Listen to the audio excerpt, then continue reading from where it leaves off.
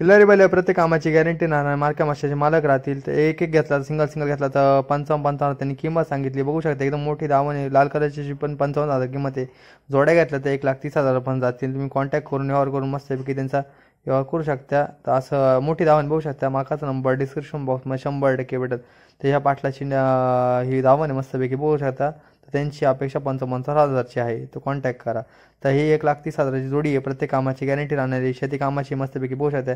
त्यांनी पहिली बैलगाडी शर्यतीसाठी सुद्धा पळवले. तर कॉन्टॅक्ट करा, व्यवहार करा. त्यांची 40,000 त्यांची अपेक्षा आहे. तर मागाचा नंबर डिस्क्रिप्शन बॉक्समध्ये 100% भेटत. बघू शकता माशी ॲक्टिव्ह आहे आणि पांढऱ्या कलरमधली अशी खिल्लारी बैल जोडा हा प्रत्येक कामाची गॅरंटी राहील.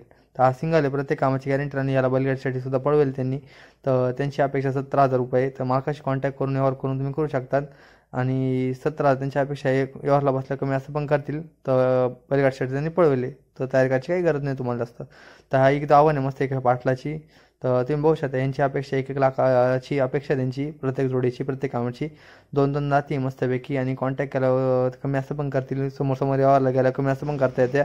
तर कॉन्टॅक्ट करा मस्तपैकी. 1-1 लाखाची 2-2 जाती बघू शकता. ॲक्टिव्ह सर्व खिल्लारी आणि सर्व पांढऱ्या कलरमध्ये असं काळा वगैरे काहीच नाही त्यांच्यामध्ये टीका वगैरे नाही. बघू शकता असे पांढरं शुभ्र बनलं आहे.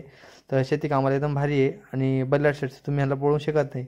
तर व्यवहारला बसला कमी असं पण होतील. तर कॉन्टॅक्ट करा. तर ही एक जावं आहे कर्नाटकची मस्तपैकी बघू शकता. भाऊ कर्नाटकवरनं घेऊन आलेले आहे. पुरी जोडी 80,000 तर सोडायची आहे. तर कॉन्टॅक्ट करा आणि व्यवहार करा मस्तपैकी. तुमचं सर्वांचं नवीन व्हिडिओमध्ये सहर्ष स्वागत आहे. आणि तुमच्या या नवीन ब्लॉगमध्ये तुम्हाला व्हिडिओ कसा वाटला कमेंटमध्ये सांगा. आणि याच्यामध्ये आपण बैलांचे ताजे बाजारभाव जाणून घ्यायचा प्रयत्न करत असतो.